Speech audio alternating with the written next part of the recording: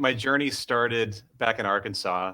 I think the thing that was kind of cool about it is that's when I started my business, because they were laying off a lot of the people I was working with, and I knew those people and they were pretty good people. So I thought, well, this might be an opportunity if they're going to get laid off anyway and nobody's hiring, maybe we could start something. Considered going back to get an MBA. And so I had applied to a lot of schools. So if I really, really want to get better, I need to go to the place where it's highly competitive, but it's also filled with a lot of smart people and a lot of interesting companies. Neither my wife nor I had jobs.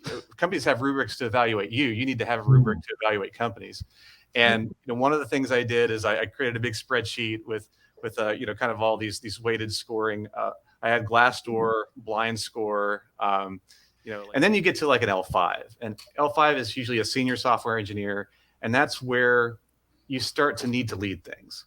When you get to like staff and higher, you tend to go across teams. At higher levels, you start to say, here's a thing that needs to be removed. This is a thing that shouldn't be here. If I've had a bad day, going for a run is a really good way to deal with that. It's better than drinking several beers, although I might have a beer after I come back from my run. But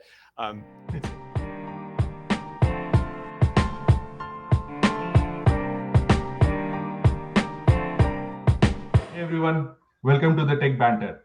I'm Ankur. I'm a tech professional based out of Seattle. Hello everyone, I am Vishal. I'm a software developer in one of the big tech companies, and I'm also based in Seattle. Today we are doing another edition of the Careers in Tech series. So for people who have been following, our first Careers in Tech series was on Vijay Duraisamy. He was principal TPM at Target, ex-Amazon, and we dive deep into the TPM role. Today we are going to put the spotlight on the software engineer role. To talk about this role, we have Isaac Adams with us. Isaac was most recently the principal engineer at an AI Fintech company. Isaac is very thoughtful, curious, and an advocate for best practices. He's an engineer's engineer. He's also known for his work ethic and extremely high diligence. I know that because I worked with Isaac in the past, and I can vouch for all of this. Isaac has had a very interesting and varied career, and I am very, very excited to talk to him. So without any further ado, let me add Isaac to the stream. Hey Isaac, hello. Welcome to the Tech Banter. Hi Ankur, hi Vishal. Good to see you. Welcome to the podcast, Isaac. So to start off, can you just give us a quick introduction about your background, what you have been doing currently, what you have been doing in the past? Sure. So I'm, as you mentioned, I'm a principal software engineer. I'm originally from Tulsa, Oklahoma. I grew up in Arkansas, in rural Arkansas to be exact. I lived in Atlanta for 20 years. I now live in San Francisco with my wife and 4 cats. I have worked for very, very large companies. I think at the time it was Fortune 1, the largest company, Walmart. And I've worked for a company of 8 people that I started myself. So I've had quite a range. I love hi-fi. You may notice the headphones. We can talk about those at some point. I do like beer. I like running and cycling. I like music quite a bit. And as I mentioned, I do like cats quite a lot too. Awesome. And you are, I think you are on a treadmill right now. That's correct. You're moving. Yeah, this is something that I invested in. The last job that we worked at together, we had a tech budget and a personal health budget, and I used some of that budget to purchase a standing desk treadmill. And I often, you will recall meetings that we were on together. Sometimes I would walk on this treadmill, and I think it's a way to inject a little bit of health into your day to day. A lot of us, especially over the pandemic, have been on Zoom calls a lot. And being able to just get a little bit of exercise, not much, but just keep the blood moving is really helpful for your health. And so that's one of the little ways that I like to try to stay healthy. That's awesome. Cool. So Vishal, you want to talk about the beverage?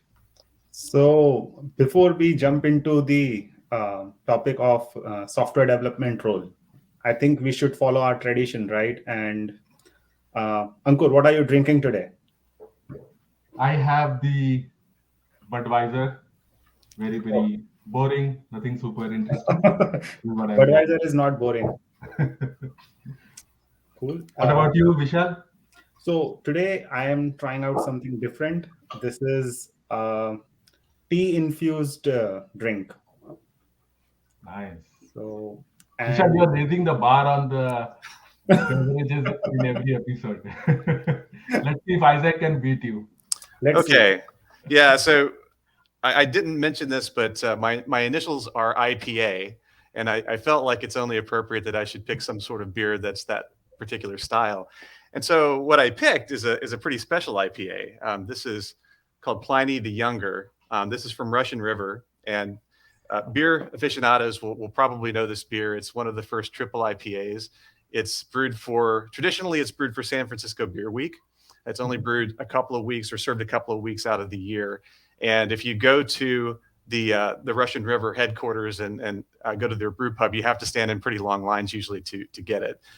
It can be as much as 5 hours depending on when you show up. So this is what I'll be drinking today, and I guess it's appropriate to drink something a little special for my first podcast. Cool. Cheers, guys. Cheers, everyone. Cheers, guys. Do you get this beer only in San Francisco, or can we order it? It's only available in Santa Rosa. You have to go to the brewery to get it, and it's only available for 2 weeks. Usually it's in early February, but this year they did it a little differently. They I think launched it in March. But yeah, it's a very hard to find beer, and I've got a couple of bottles, but that's it. And so then I have to wait till next year. Some brew pubs get it one of those bottles in the podcast. Isaac, I want to ask you one question specifically. You are coming from rural part of the country, right? And you are right now in a tech hub. So how did this happen, right? How a person from a rural part of the country able to come here and work and be successful? That's a good question. So I guess my journey started back in Arkansas. I was in junior high and high school, and I had a couple of jobs. I worked at a drive-in, a Sonic drive-in that sold burgers and things like that.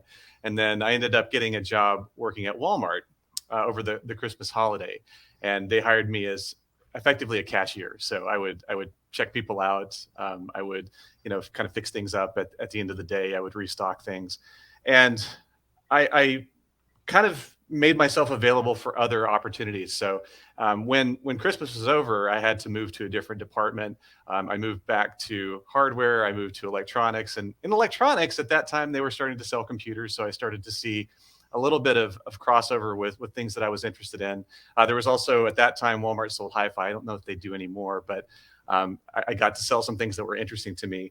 And I ended up selling a couple of things to a person that I assumed was just a regular customer, but ended up being a vice president in the transportation and logistics part of Walmart. And he asked me if I wanted to come and work in the warehouses. And I wasn't sure if that was going to be more aligned with the career path that I was interested in. I kind of liked computers at that time. I started to play with them a little bit, and I knew it was something that was interesting to me. When he explained that it was actually a programming job, and that I'd get to learn a little bit about the business and a little bit about programming and be able to do that in my work, I thought that sounded pretty great. So I took him up on that. I moved to what was called warehouse administration, and I worked with the industrial engineers in the warehouses in Bentonville. And so a lot of the things that they were doing were controlling a lot of the logistics systems in the warehouse. So it would be things like, loading and unloading trucks and routing things to what they called modules, where they would store these pallets of merchandise. And then there were people that would, I think they do this quite a bit at Amazon as well. They pick items. So sometimes you need a variety of different things, not just a full case of something, but you have what they call break pack, where you pick different things and put it in a box based on what needs to be ordered and replenished. And so the systems were basically things that handled that. And so from there, when I got out of college, I was kind of interested in moving to a little bit more metropolitan area. I wanted something a little bit bigger than Bentonville, Arkansas. And so I left Walmart at that time. I'd been there about 6.5 years at that time. So it was a good place to learn, good place to start your career. I had gone with a friend to Atlanta, and I thought Atlanta was a pretty cool town. And I moved there in 95. I got a job with a company. I don't think it exists anymore. It was called Medifis. It was a medical billing software company. And I moved in with some friends that were living there. And I worked there for about 6 months, and then they laid off our entire department. So I had to find another job pretty quickly. I went back to the placement agency that helped me find the first job. I guess you would call them headhunters or placement firm, and they found me a contract position. And it was, again, programming. At that time, I was doing mostly C++, stuff that I had learned in college. And they placed me with a company called ChoicePoint. And so ChoicePoint was a part of Equifax, so it was spun off from Equifax, and it was something that Ankur, we actually used a little bit of ChoicePoint products at Upstart. That they really? do all sorts of employment verification. So if you wanted to check a criminal record or employment history or MVR records or something like that, ChoicePoint was one of the first providers of that sort of data product. So your code at Upstart was basically talking to maybe your code written at ChoicePoint. It's quite possible. I don't know how often they replace that code, but it's quite possible that something that I wrote back then might have actually interfaced with something that we're calling now. It's probable that they've re-architected it and replaced a lot of the code, but it's interesting to me sometimes how often like code that you write that you think will just go away at some point persists. There's another company that I had done some work for called CheckFree, and one of the pieces of software that they wrote is a software package called PEP Plus. And what PEP Plus does is it manages ACH transfers. And this is a really old school, like OS 390 COBOL program. It can run on AS400s and other IBM equipment. But this is responsible for, I still think, the majority of ACH transfers in the Federal Reserve. So it's a big, important piece of software that is written in what many people consider to be a dead language as late as the 80s, and it's still out there and it's still kicking. So I think one of the lessons learned from that is that write good software, because you never know how long it'll be around and running. You are working at Walmart, now you are deciding to like maybe move to another company. Like what time period are we talking about? Can you paint the picture of like how far along the entire internet revolution, mobile, Sure. all that, like where we are in this journey? Yeah, so this move from Bentonville to Atlanta was about 1995. And so in 1996, Atlanta hosted the Olympics. It was a really cool time to be there. Obviously, the internet was becoming bigger. There were people working on internet things at Walmart, but it was pretty early. Web crawler, I think, was the number one search engine. This was way before Google. I think maybe Lycos was out there, but the internet was pretty young. They certainly weren't doing any sort of e-commerce or anything like that. And then when I was at ChoicePoint, and I worked at Bell South Cellular for a bit as well in a data warehousing team, that was in the late 90s. And so by about 1998, I had gotten involved with a company through a consulting firm that I was working with that was basically helping companies build websites and so on. And that company was called OutWeb. And so I left the consulting practice and joined that company, and that was kind of my first true startup experience. I joined that company, I guess it was probably early 2000. And by late 2000, Cisco had missed earnings and everything was crashing. But in the time I was there, I think the company was about 14 people when I joined. And in about 10 months, it grew to 75 people. But that was short-lived.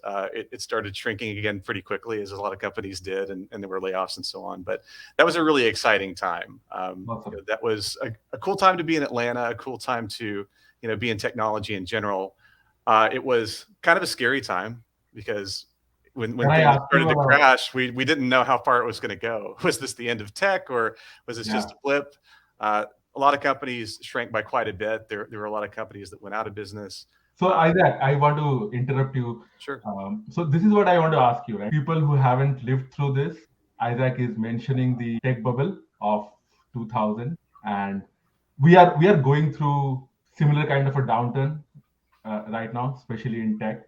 And there are a lot of layoffs that we are seeing, companies letting go of like hundreds and in some cases thousands of employees. And it seems like this is a very unique moment, and the future does not look very bright. But Isaac, since you have lived through that period, like help us understand like how crazy the bubble was, and then the bubble burst, things were looking very gloomy, and then things picked back up, right? So if you could Yeah. help us paint that picture a little bit. Yeah, I guess the thing that's nice about looking back on that time is that it didn't stay that way. It did feel weird and it was definitely unknown. In retrospect, you could kind of look back and you could see some companies that you couldn't explain. You would look at that company and say, I don't know why they got funded, or what are they doing? Like, what is their product? And so there was a lot of, I guess you'd call it froth, or the market was full of capital that, and maybe it was including some things that shouldn't have gotten funded. So I think a lot of what happened in 2000 is a moment of reckoning where things corrected. And a lot of those things that were maybe bad ideas that maybe shouldn't have been businesses, they kind of got clobbered. And some companies that were legitimate businesses felt some pain from it, because everybody spending less money all at once, it tends to make sales pipelines dry up and so on. But I think the thing that was kind of cool about it is that's when I started my business, because they were laying off a lot of the people I was working with, and I knew those people and they were pretty good people. So I thought, well, this might be an opportunity if they're going to get laid off anyway, and nobody's hiring, maybe we could start something. And so we did. And so I think in downturns, there are opportunities where maybe you do something a little different than what you might have planned to do, but it gives you an opportunity, if you can adapt to it, to do something a little different than you planned, and maybe do something creative. And so, in 2000, we started a company that went through several different names. I know they say that companies pivot. I think we pivoted quite a bit, maybe too much, but we ended up in a place where we were basically building marketing tools for small businesses. So we had a lot of customers that were restaurants, nightclubs, bars, things like this, and then some, just kind of regular small businesses, and they needed things like social media strategy. They needed a website. They needed some sort of search engine optimization. They needed email newsletters, things like this. So we built a SaaS platform to provide that, and so it was a multi-tenant SaaS platform, and we ran that business for about 12 years. In retrospect, I probably wouldn't have let it go on that long because it wasn't growing in the ways that we wanted to see it grow. But it taught a lot of lessons about what matters, and I think it's important for engineers to always stay as close as they can to like understanding what the business is trying to do and what actually makes the business work. And to the extent that you can understand that, you can make assessments about what you think your business is doing and whether they're doing it well or poorly. It can also help you be in the right place. So if you see a team that is doing something that you think is going to be very profitable and there's an opportunity to join that team, it may be helpful if you're kind of looking at it with a business eye and saying that this looks like a thing that will generate some revenue. Maybe I should go be a part of that. So that company was kind of shut down. I guess it was around around 2012. I think we finally turned it down. At that point, I was already doing some consulting work.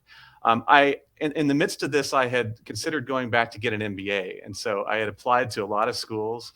I thought management consulting. Why was Isaac? So what motivated you to pursue MBA? So the primary motivation was that I had bought into a narrative that I don't think is actually true. It's somewhat true, but not as true as I thought. And that was basically, at some point, if you're an engineer, you have to go into management. You need to be in leadership to really go to the next level. And I kind of think about that because maybe sometimes that's more true in some companies. I think some companies don't really have a technical track, but I feel like out in the Bay Area and on the West Coast, it's a little bit easier to actually have a technical career that doesn't require you to go into executive management. But for whatever reason, I got the impression that was the way to go, and that to go to the next level, I needed an MBA. So I applied to a lot of schools. I applied to UC Berkeley. I applied to Carnegie Mellon. I applied to Oxford. I got to go to a lot of these schools and actually interview in person, which was pretty cool. Oxford was particularly cool. I did get the impression that I didn't belong there, but it did feel like Hogwarts, so that was kind of cool. Like it definitely felt like I was in a Tolkien novel or something like that. And at that point, we had been to England a couple of times on vacation, and it was just cool to be there and to frankly be considered, to even be invited to interview. But anyway, I did all those interviews and I didn't get accepted anywhere. So I thought about that time, I got a contact from a friend who had been doing management consulting, and he said that they had a position and they were looking for somebody with a technical background to kind of go work on projects on remote client sites. And I thought, well, this sounds pretty close to what I would have been doing when I got out anyway, because that's largely what you do. If you go to a BCG or a Bain or something like that, you work on these client engagements, and often it's on site, and you kind of travel and fly around and visit clients.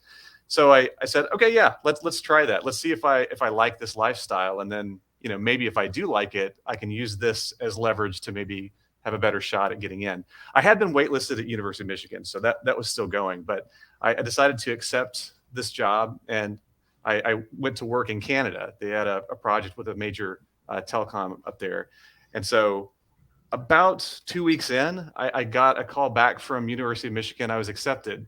But I'd already taken the job, so I had to gratefully say I couldn't join, and that they should give it to the next person on the wait list. And I think that was good in retrospect, because I learned that sort of work was not as interesting to me, and it ended up being a lot of what I would call more program management. So it was a lot of project and program management work, and not as much strategy consulting as I had hoped. Now, I think with an MBA, that could have been a little bit different, but I found that sort of work a lot less engaging and interesting than the engineering work I'd been doing. So I did that for 2 or 3 years. And when I had a good exit point, when that big project ended, I just quit. I said, I don't want another project.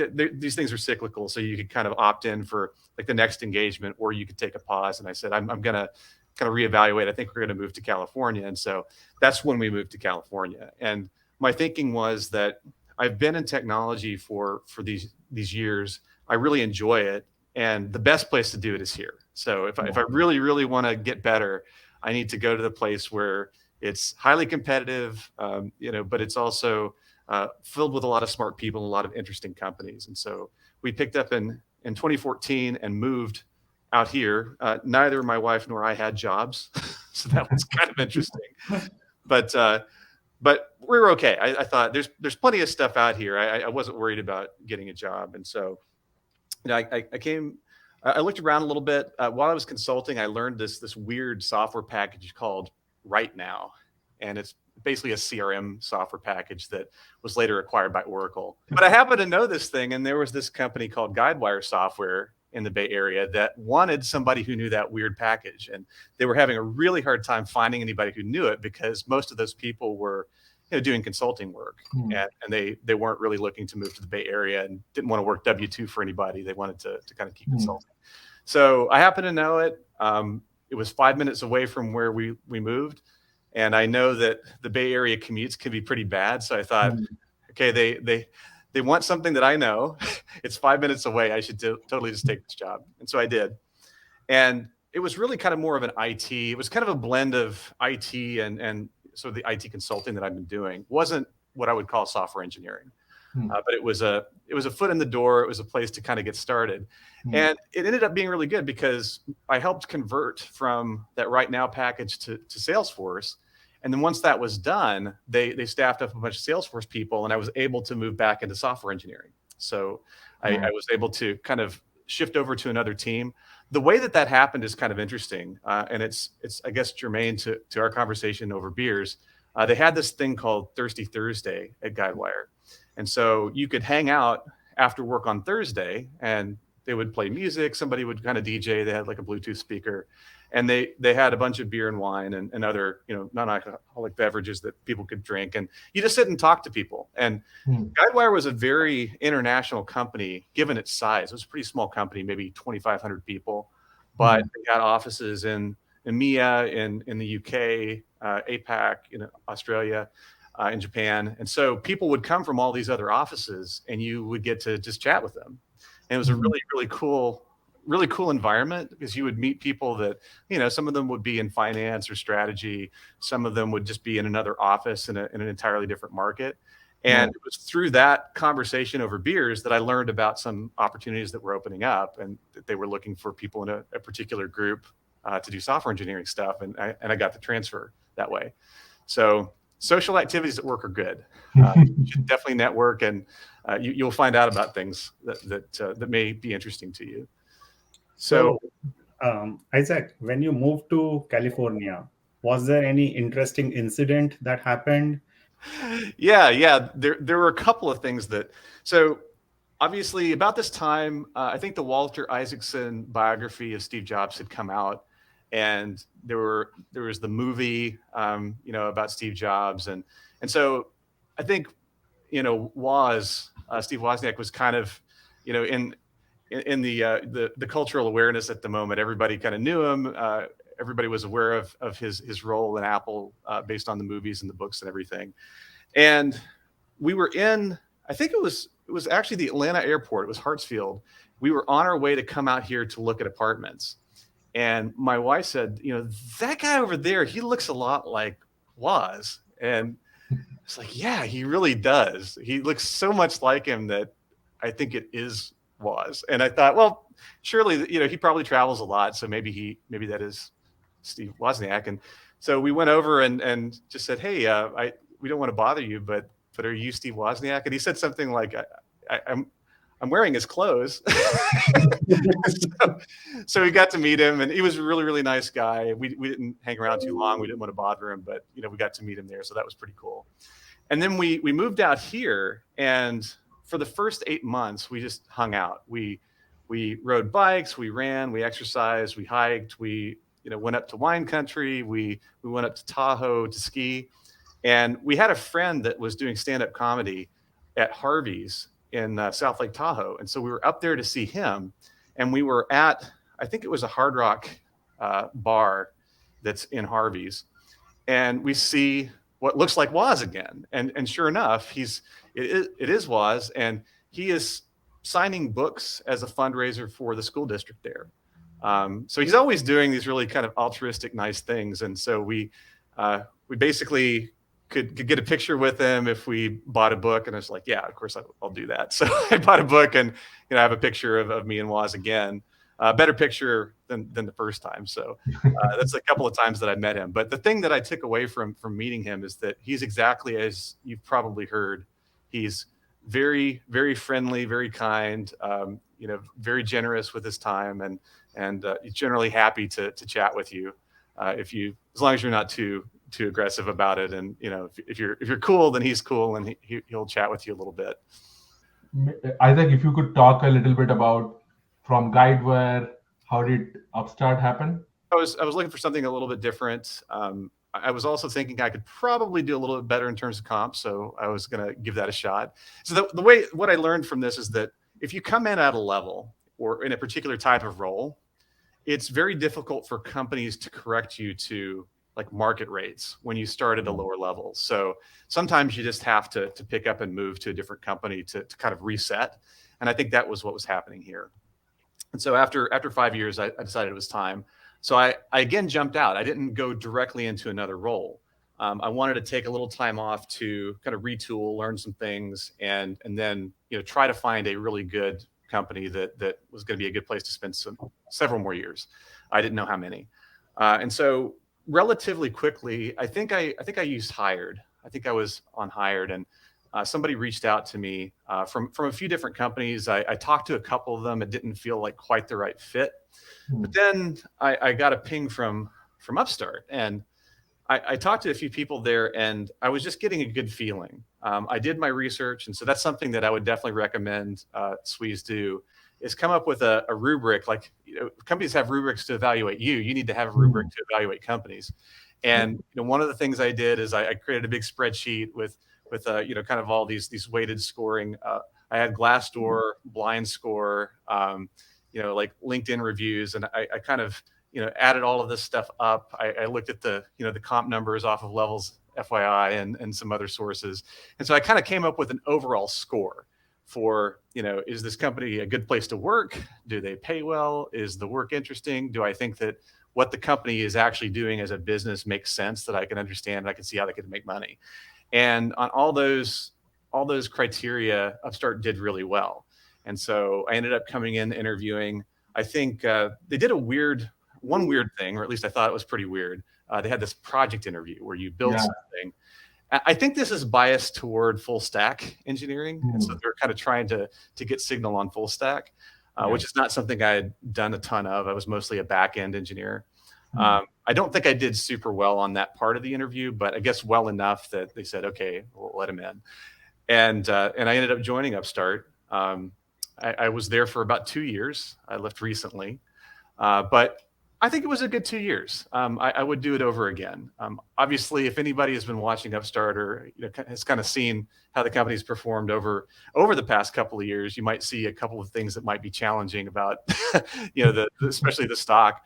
But I think that the people were great. I think that the research that I did produced the correct signal. I think that what I was looking at in Upstart is what I got, which was a pretty good company with a lot of smart, decent, nice people to work with, and I was able to learn a lot of stuff. So that was I think it was well worth it. So Upstart stack is Ruby on Rails, and they were getting into some other languages. They acquired a company that was doing mostly like TypeScript Node development, and so there was a bit of that. They were getting into Kotlin. There was a fair bit of Python in the ML/AI side of the business. So there were a lot of different technologies. So Isaac, one question listening to you about your entire career journey. So first of all, thanks for going through the entire arc of your career. I think that's very helpful. Isaac, I came to know, I have read a couple of your articles, right? The blog post that you have posted, and actually it was picked by Better Programming. So you have written one interesting article about over-engineering. So how did this article, how did you got the motivation to write this? What motivated you to go into this space and write about over-engineering? Yeah, it's a good question. So in the past couple of jobs that I've had in particular, I've noticed that there are certain things that tend to happen. There's definitely, we talked a little bit about the interview process and how engineers are kind of asked to conjure these pretty elaborate system designs, and we're expected to stay up to date on novel technologies. And I felt like that resulted, that particular way of evaluating engineers and what they tend to do based on the knowledge that they have, produce some anti-patterns. And I felt like I've been wanting to write this article for probably a few years, and it just seemed like the right time. In leaving my last position, I had a little bit more time on my hands, and it was a good moment to kind of take some stock, look down at this, and kind of talk about this problem. And so the gist of this is that I think that there are a lot of great and powerful tools that are available to us. Lots of technologies, lots of frameworks, lots of languages, and all of these have their place. But I think because we're asked to kind of demonstrate proficiency in these technologies and languages, we tend to overuse them.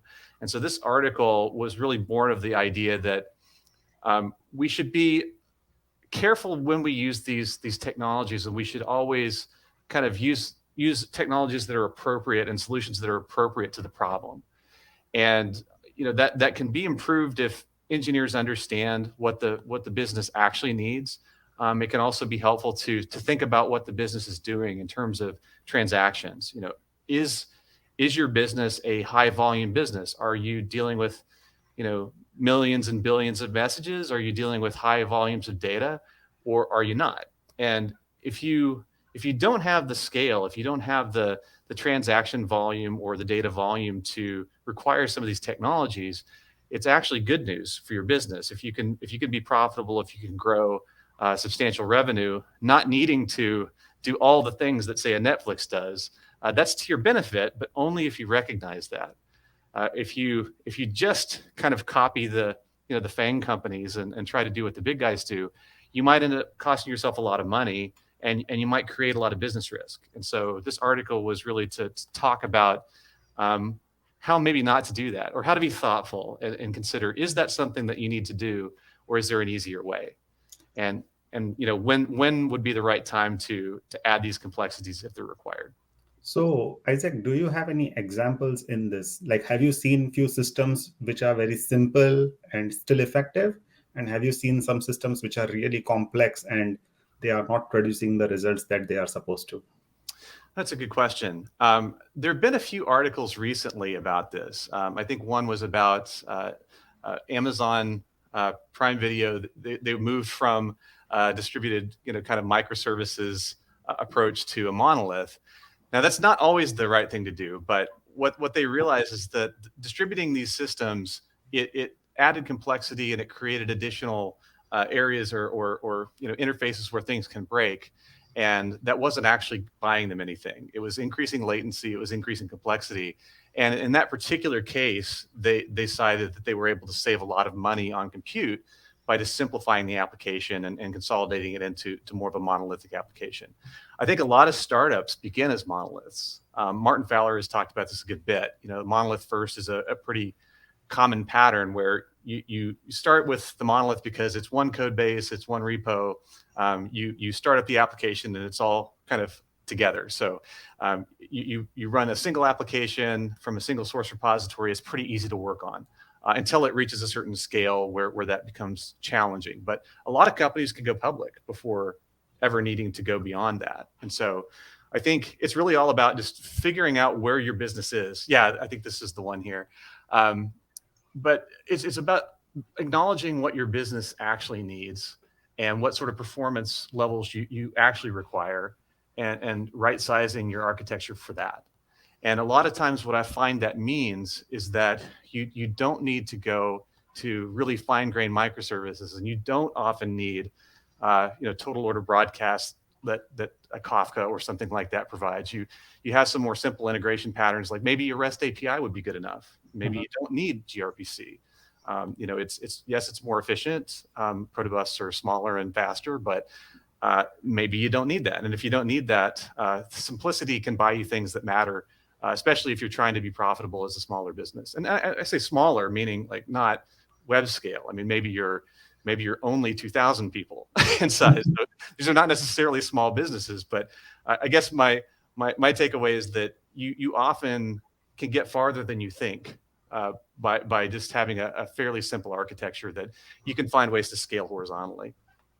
So, in that article, you have mentioned to not change things unless it is needed. So I actually loved it, right? Because sometimes we try to fix things when things are even working, just in hopes of making it better. But sometimes it turns out to be not a good decision.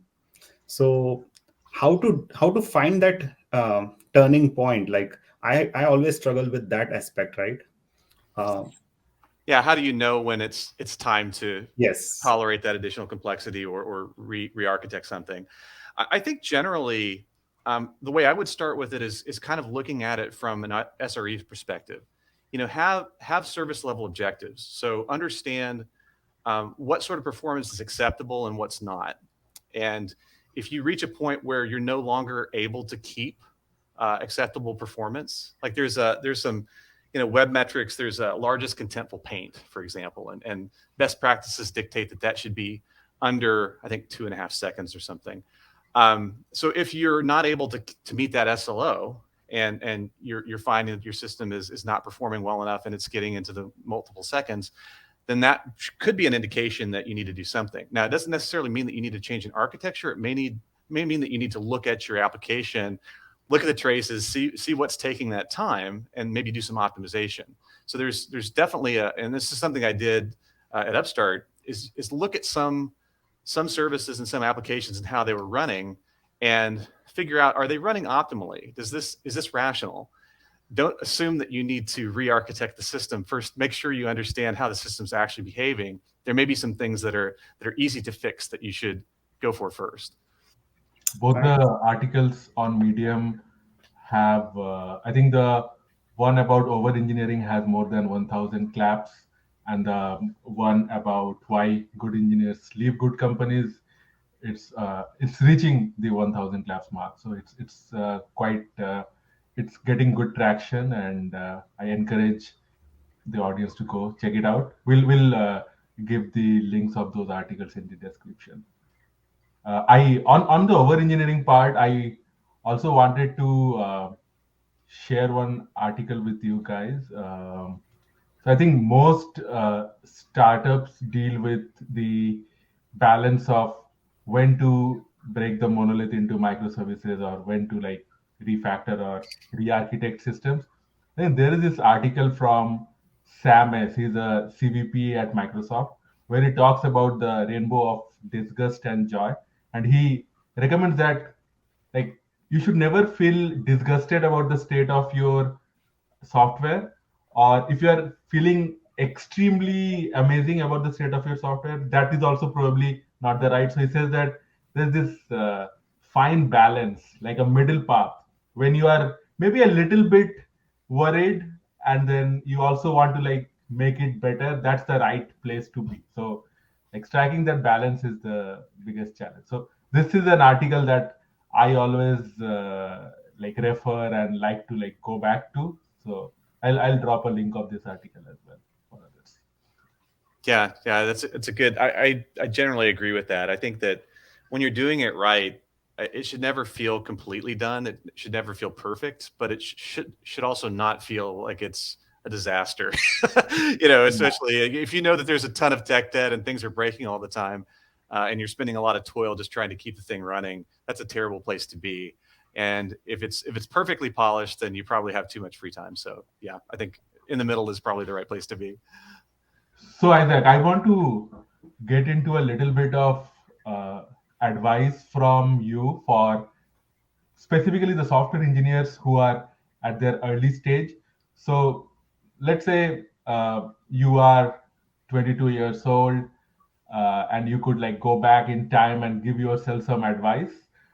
Specifically, that would help you in the software engineering career. What advice would you give yourself or another person just starting out, maybe a couple of years in their career in software engineering? Wow. I think one of the things I probably would tell myself, I had it was almost like a dual major, but it was a combination of the digital systems part of electrical engineering and computer science. In retrospect, I have not used the electrical engineering very much. I have used the computer science a lot. So I would probably tell myself, there's going to be a lot more jobs and you'll find a lot more pleasure in the software side of it.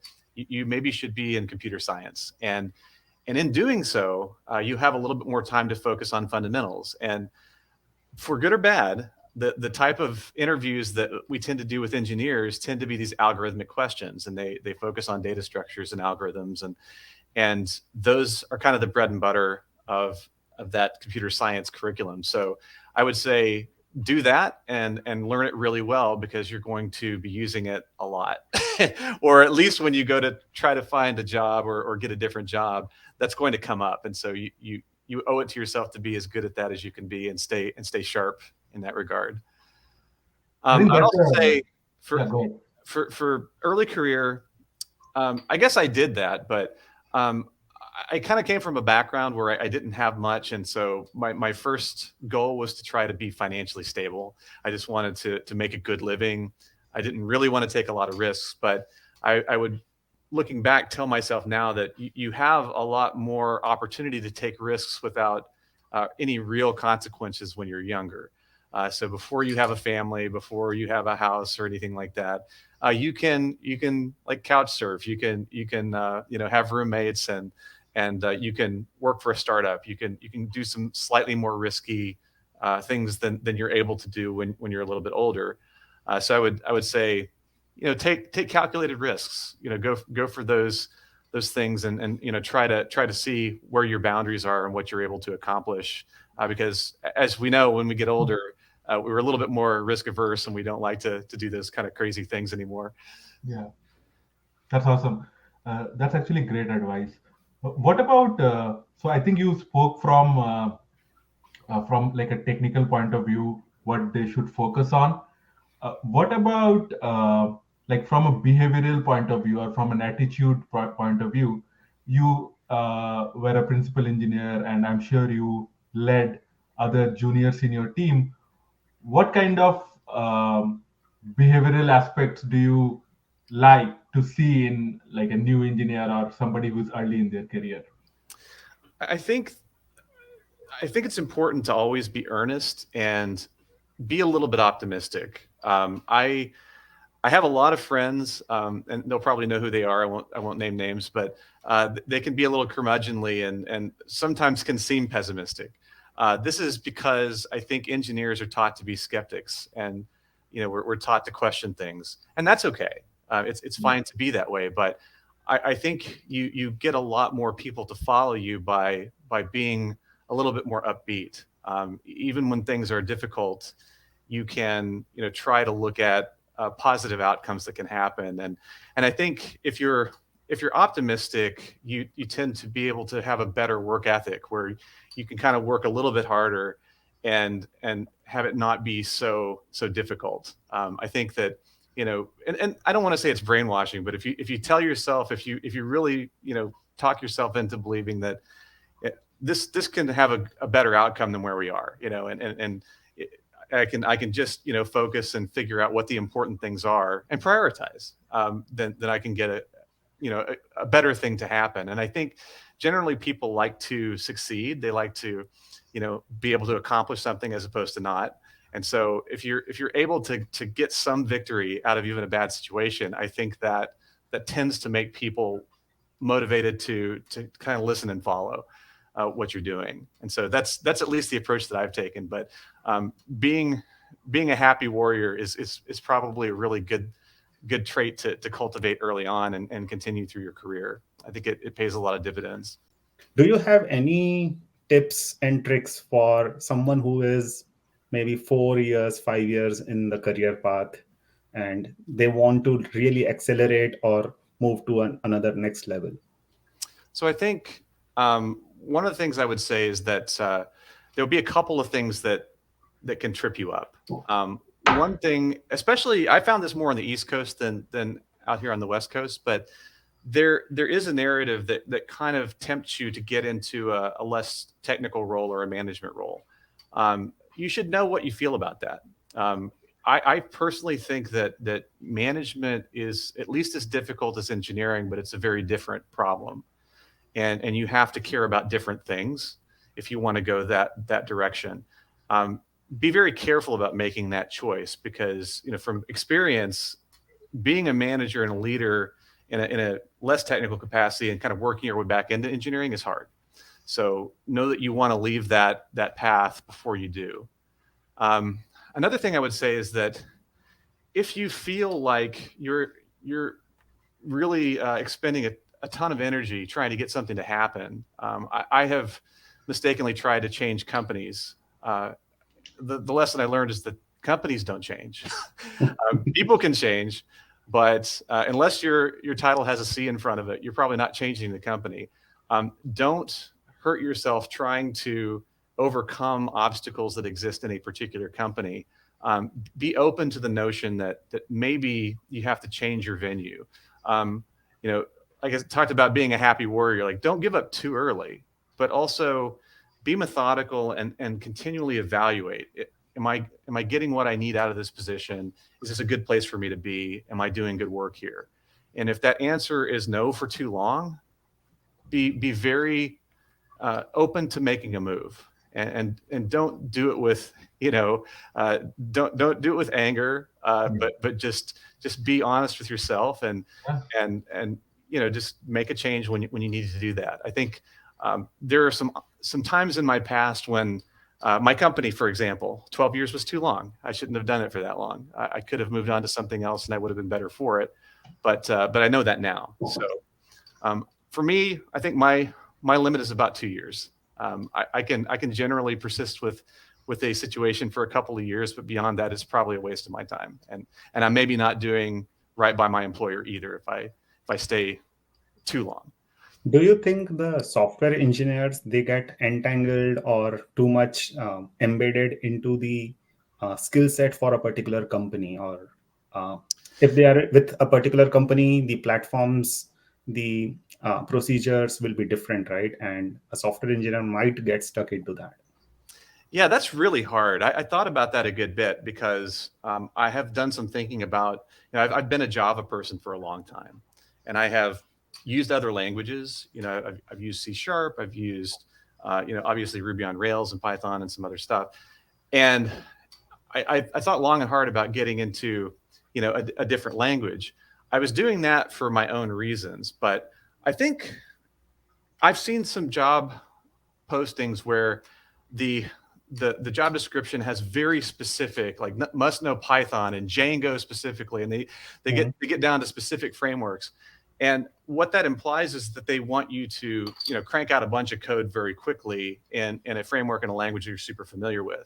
But to me, I think a lot of the concepts that matter the most are not language specific concepts.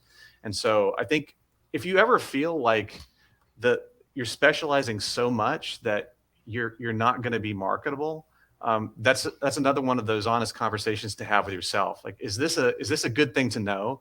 Is this a thing that other people are valuing and wanting to use, or is this just something that this particular company is trying to kind of focus on?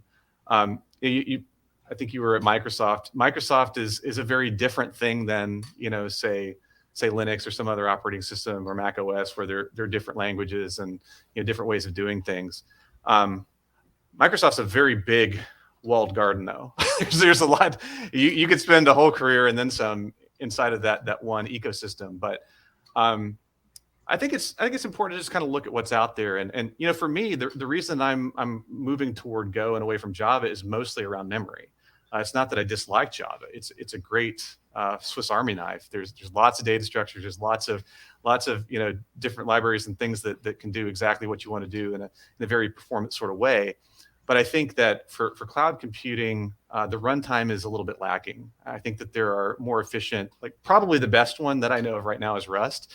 If you want to do something that's super fast and super performant, Rust is a great way to go. Like very, very low memory requirements, very efficient use of CPU, albeit at a cost. And so I wouldn't say that you want to just write everything in Rust. I think it's a matter of picking the right tool for the right purpose. And as long as you get to do that in your role, then you're probably okay. But you have to constantly watch out for that, because you can get stuck, in a particular space where you're working with something that nobody's using. And if you know that too well, you're not learning other things that are potentially more valuable and useful and modern.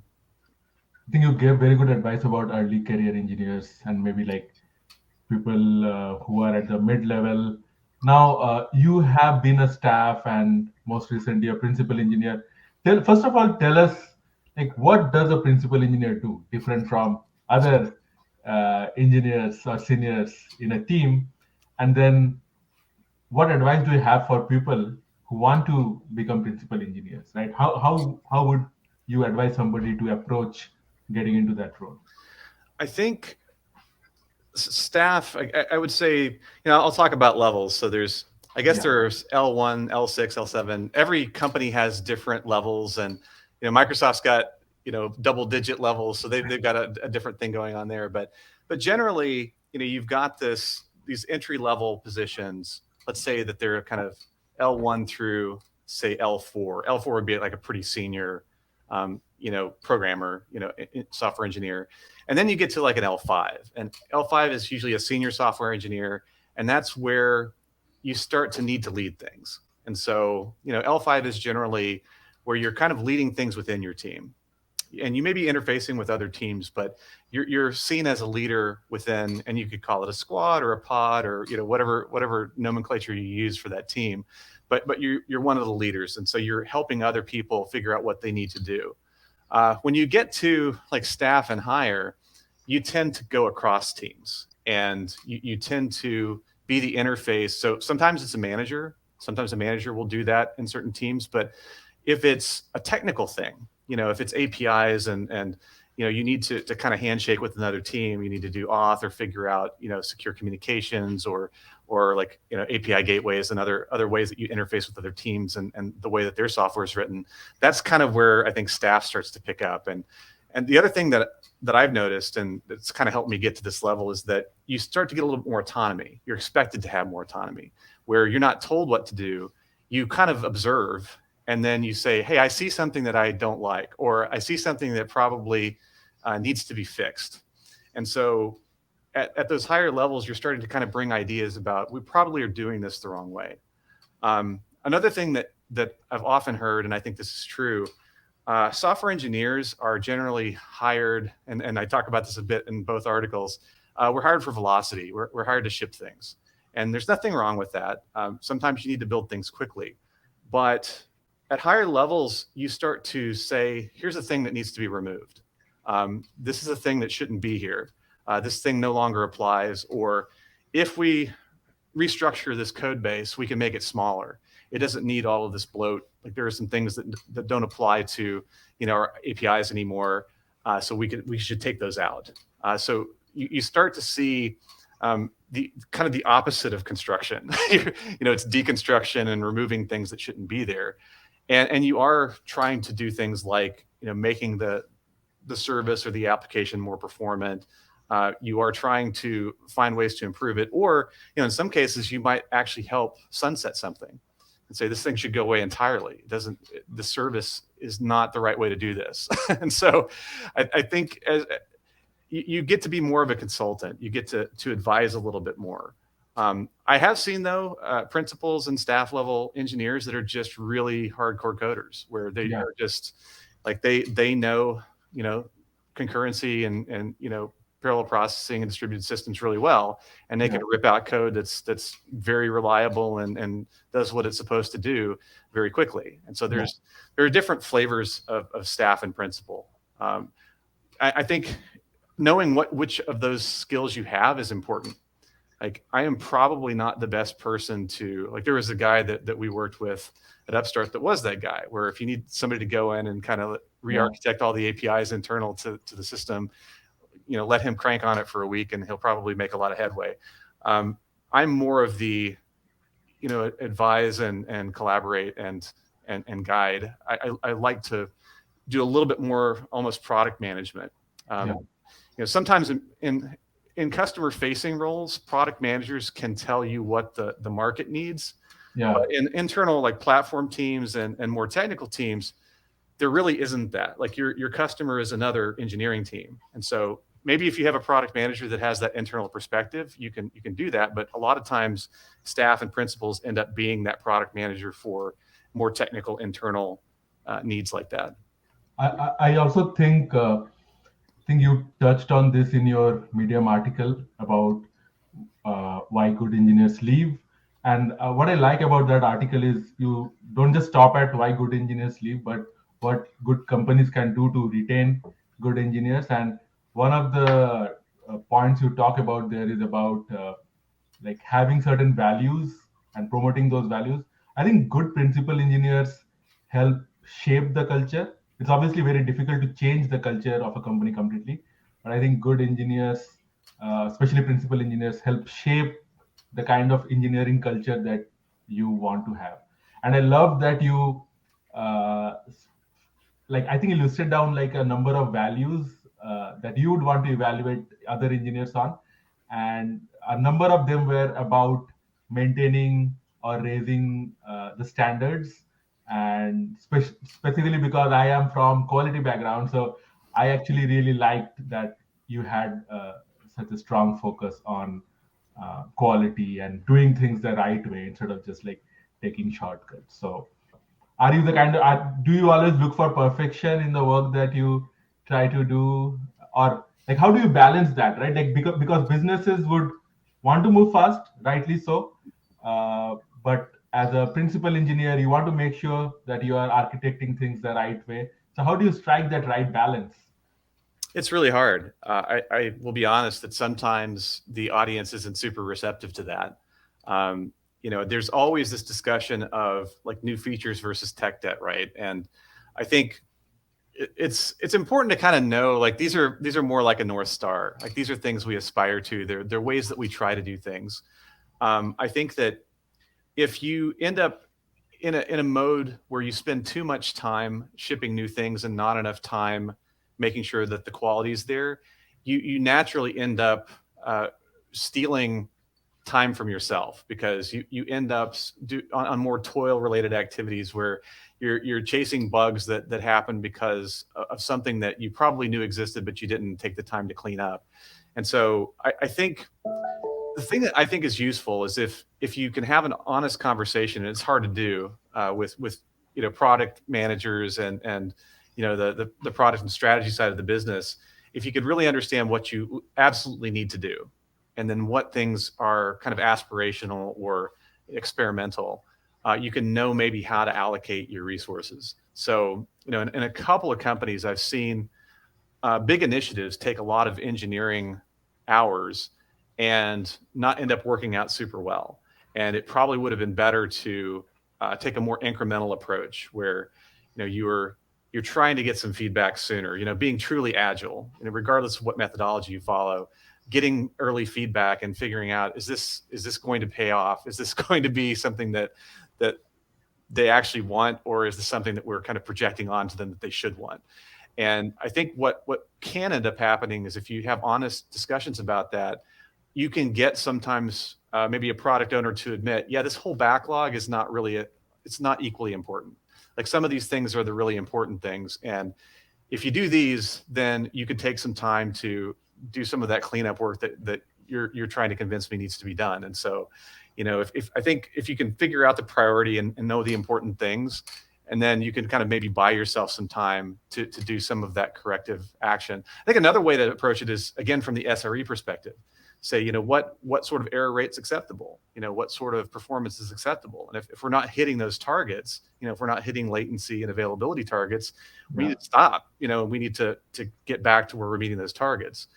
You have to be fairly, I guess, mature to know that you need to be doing that. But if you at least define what success looks like, if you're not being successful, that can inform you that maybe it's time to invest a little bit on improving quality or doing some other housekeeping, so that we can get back to a reasonable SLO, and then we can ship new features probably faster, because we're not fighting fires. Awesome, Isaac. I think we had very good advice from you about software engineers at various stages of their career. Now I want to ask you about the buzz that's happening with AI. Right? We have had a couple of episodes on this podcast related to AI. So, as a software engineer, how are you seeing the whole AI trend playing out specifically on the software engineering role? Right? Do you see this as a risk to the software engineer career, or do you see this as a leverage to the role? How do you think about it? Yeah, I'm not as pessimistic, I think, as some people seem to be about this. I don't think that AI is going to come in and replace software engineers immediately, or even probably over the long term. I think, if we have some very powerful general AI at some point, that could be a problem. But I think a lot of this, ChatGPT generative AI stuff I look at it as more of a very eager and well-read assistant. I think it has the opportunity to take some of the toil away. So, for example, I was just playing around with ChatGPT, and I said, write me an LRU cache in Go, and it did that, and it did a pretty good job. And so that's something that if I needed that, I could just ask it to write it for me. I could read through it and say, hey, this looks pretty good. That was time I didn't have to spend. I also think AI is a good research partner. If you need to go through a bunch of material and kind of assess it, that's a really good generative AI is really good at that. ChatGPT. I've also used DALL-E for the images for the articles that I wrote on Medium. So I'm a big fan of that too. Being able to just kind of give it a concept and have it riff on that. I don't think it's going to replace engineers, but I do think that what it requires is for engineers to not be doing the sorts of things as much that AI can do for you. So don't write that boilerplate code. Don't use it to kind of help you automate or expedite some tasks, and focus on larger considerations, like focus on architecture, focus on design patterns, focus on things that you can actually control and direct, what the AI can do for you. I think that AI is pretty far away from being able to kind of construct a complex system in a way that makes sense based on requirements.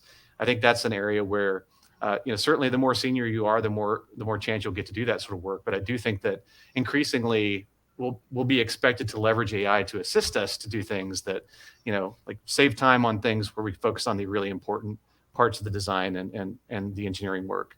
And of course, AI is not always right. So you have to, at least at this point, you have to error check it and make sure that what you asked it to do, that it actually did that thing. So it's not kind of a set and forget where you can just have it write stuff and not worry that it's correct.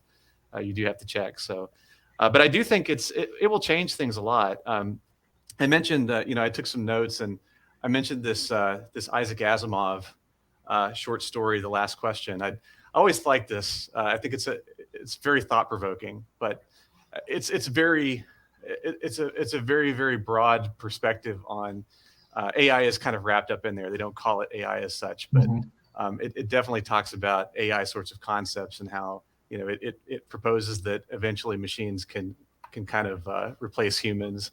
It could be the potential future, but it's an interesting read. I need to check that short story out. Do you use GitHub Copilot in your work? Or I haven't done that yet, but I have some friends that have, and they speak pretty well of it. So I think I've been at a point so far where I've been mostly taking tutorials on Go. I haven't been writing a whole bunch of stuff, but I'm about to step into that authoring, and I do expect to use a fair bit of Copilot. So hopefully I'll be able to report back on that soon and share thoughts about how much it helped. Okay, awesome. And one more question about, I think it is kind of related to like staying up to date, like not directly about programming or things that are super technical, but like your favorite books, authors, podcasts, blogs that you follow or try to like stay up to date on. So there's a guy that I've been watching some podcasts from, Theo. He's a pretty interesting character. He was at Twitch. He's a very very well known I think YouTube producer. What is the name? Theo. Yeah, it's like t3.gg. It's at t3.gg is his handle on YouTube. But he's an interesting guy. And it's interesting sometimes, like he's got this one podcast, Performance Doesn't Matter Until It Does. He talks about this. He's got this other colleague who's got the handle Primeagen, and he mentions this line of Prime, and basically what it is this line where before that line, Theo is doing his thing, and basically what he's doing is really lightweight, edge compute. He's using like Next.js, and he's doing as much in JavaScript as he can to kind of keep things moving fast. And then at some point, once a company gets to a stage where it's got enough traffic and it needs to optimize, he calls that the line of Prime, where this other guy who I think works at Netflix, he knows all the back end stuff, and he knows distributed systems, and he knows how to optimize the heck out of everything. And so but I like that concept that know when you need to be past that line, and don't pass that line before you need to. Because if you're using some of the tools that, like if you're writing all of your application in Rust from the very beginning and it's just a website, that's probably wrong. Like that's probably not the right way to go. And so I like this guy's content. I think it's kind of funny. Like there's definitely an entertainment value to it, but there are a lot of things that he talks about that are oddly similar to the way I think about things. And he talks about engineering management, for example, like a lot of the same stuff I riff on, and a lot of the same conclusions I think he has. And so it's nice to see somebody completely isolated who's not related to me in any way coming to a similar conclusion on a lot of things. But it's also really good if you just want to learn about like Next.js and front end trends and things like that. I think it's a really good podcast. Cool. We'll try to drop the link to that podcast in the description. So, Isaac, one thing I want to ask you was, because of AI, everyone is worried, right? And you showed that you said that you are optimistic on that piece. do you think it will impact at least the salary part of the software engineers? It shouldn't, and the reason I think it shouldn't is because, I talk in both the articles a little bit about making sure that you're kind of measuring engineers by value, like the value that they deliver, and that you're making sure to keep like the value that they deliver in sync with their compensation and other things like that. I think that what AI has the potential to do is to increase the value, to increase the leverage, and what a software engineer can do. And so this should result in, and what it may do is it may mean that there are fewer jobs that are higher paid, but it should mean that as a software engineer you should be able to accomplish more with more assistance. I don't see any near future where an executive articulates some product roadmap idea and AI turns it into a working product. Like I just don't see that happening anytime soon. Or if it does happen, it won't be a very good product. So I feel like we're pretty far away from that, and I think there is a risk though that people can. Like, I think it's already happening where people are getting the wrong idea about what AI actually is, and how much a threat it is, or how much it will change something, or what it can actually do. And I've seen a lot of people talk about, well, it doesn't do that, or you can't use it to solve that particular type of problem. But I think that people may still get the wrong idea, and I would worry if it's leadership in companies that get the wrong idea. There may already be some of that happening. I think that some of these layoffs are not necessary. They're not actually based on true financials. They're based on uncertainty. They're a desire to hedge against an uncertain future by trying to reduce the cost of the business. And in some cases, companies are not profitable, so they're maybe trying to get profitable. That makes perfect sense. But if you're doing well as a company and you have earnings and everything else is fine, but you're still laying off, I think you're just trying to hedge against the uncertainty of the near future, or maybe like use macro econ complaints as a way to justify what you're doing. But I don't think that that's probably going to happen for very long. If it does happen, I think that I'm hoping that what we'll see is, as we kind of continue coming out of the pandemic and we start to kind of continue coming out of the supply chain issues, that we'll just kind of grow our way out of it, and everybody will just be very busy at building things and not worry themselves with those concerns too much. I do think, though, it's important to keep in mind all of the warnings that we've heard from the the experts in the field, and we should be careful about those things. But I don't think that we should feel immediately like we as software engineers should feel threatened by AI in our jobs. But we do, like we always have to do. We have to stay current. We have to just know, what can AI do for me, and how do I use it, and that's always ever been the case. You always have to keep learning and know, what AI can and cannot do. So when it comes up, you have a good answer. I completely agree with you, Isaac, on that. One article that I read yesterday was there is this hallucination problem with AIs, and there is no good solution right now for that. Every company is trying to fix that problem. There was one short video where one AI model was recommended to read some books which are not there at all. So that's because it is a language model at the end of the day, right? It is trying to do the best prediction of the word that will come after it, right?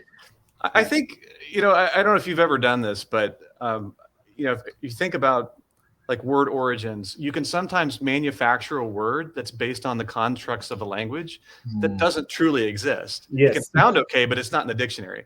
So I think that's the analogy I would use here. I think that the AI, generative AI in particular, is just using rules that it's learned to try to predict what follows, and it predicts something that fits, but is actually not a thing. Yeah.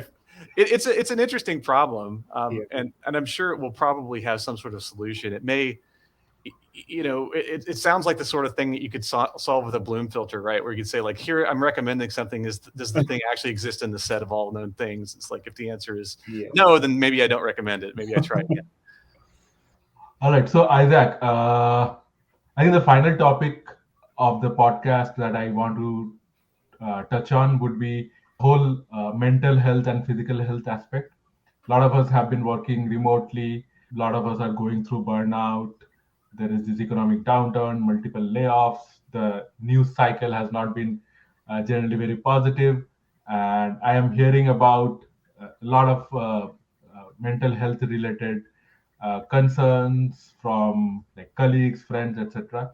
So I wanted to understand from you, like how do you keep your sanity and make sure that your mental health is in a good state? Do you have any tips, recommendations, suggestions for our audience? Sure. I think for me, one of the most important things is just staying fit, staying active.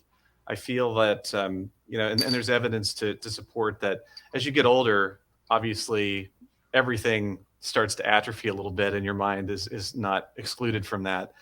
But if you exercise, this is one of the only ways that you can actually replace and grow new brain cells. It's just important to keep healthy, because I think that as your body is more healthy, your cardiovascular fitness is improving. Your mind is clearer. You can think more clearly about things. I also feel that exercise releases endorphins. There are lots of good positive things that come from exercise, and I think that can help you reset. If I've had a bad day, going for a run is a really good way to deal with that.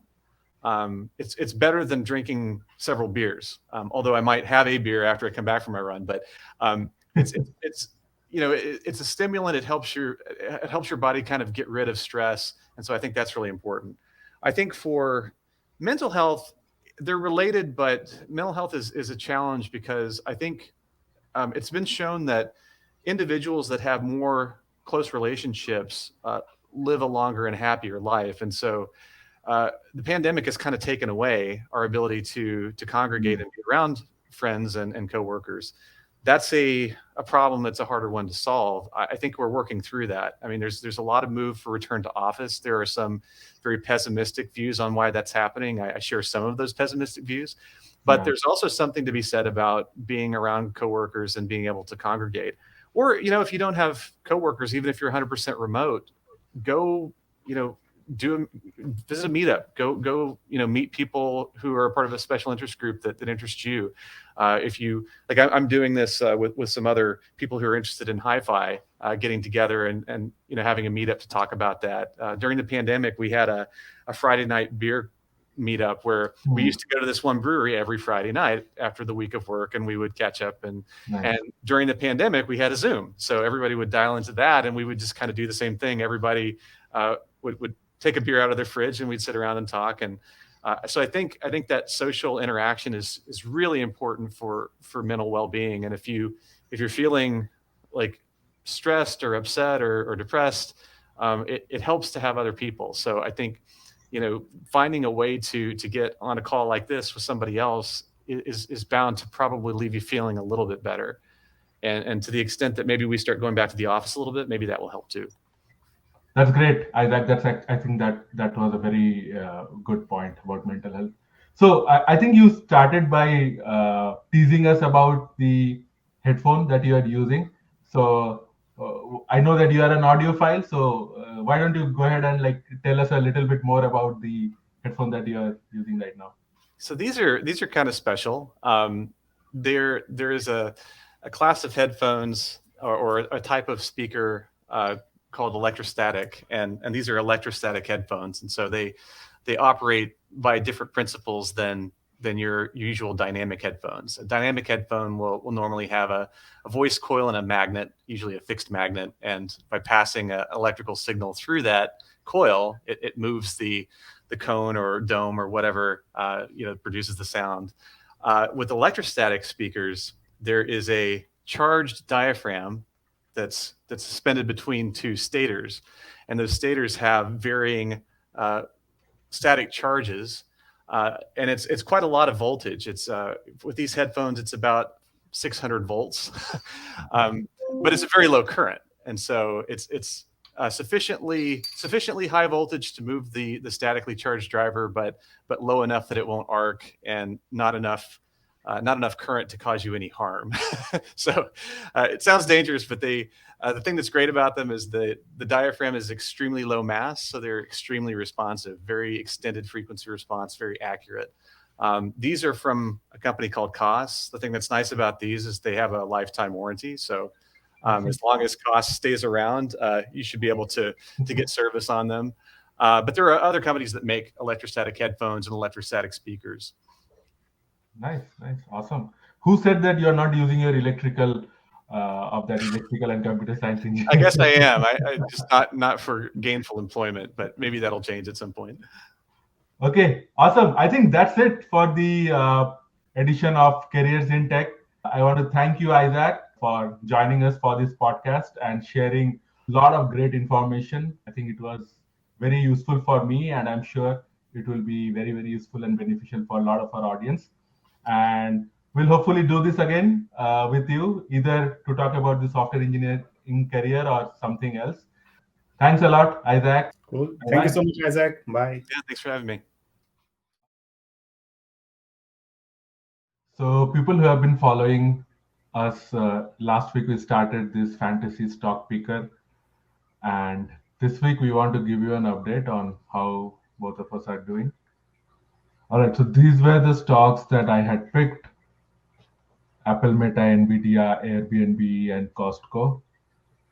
So I think when I picked those, the following day, I think we were running, at least I was in negative loss. Most of the stocks were down for me.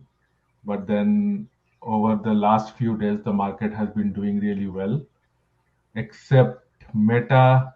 Most of my stocks are now in green, and I am at a total gain of $275 on my $10,000 investment. So that's I don't know. I actually don't know what is the reason that the market is going up. I think Vishal, you probably follow it more than me and have some insights into why you think the market is going up. We can also look at yours. You want to talk about what's happening? So I will just give a quick recap of what were the stocks that I selected. My stock picks were AMD, Nvidia, and QQQ was the ETF, and Apple was one of my biggest picks, right? So all four of them today, they are green. I'm at a total gain of $259 on a $10,000 investment. So I think the market went up today because the inflation data came out, and the inflation was lower than what the market was expecting, right? So looks like tomorrow and day after tomorrow, they are going to release the interest rate numbers, and the general market expectation is that either like Fed is not going to increase the rate, or even they are going to give us some dovish outlook. Okay. So yeah, that's the update. And I think still, if you see Ankur, between the comparison between our picks, I think you are still leading by $14. So congratulations on that. But still, we have 2 more weeks to go. Yes, the fight is on.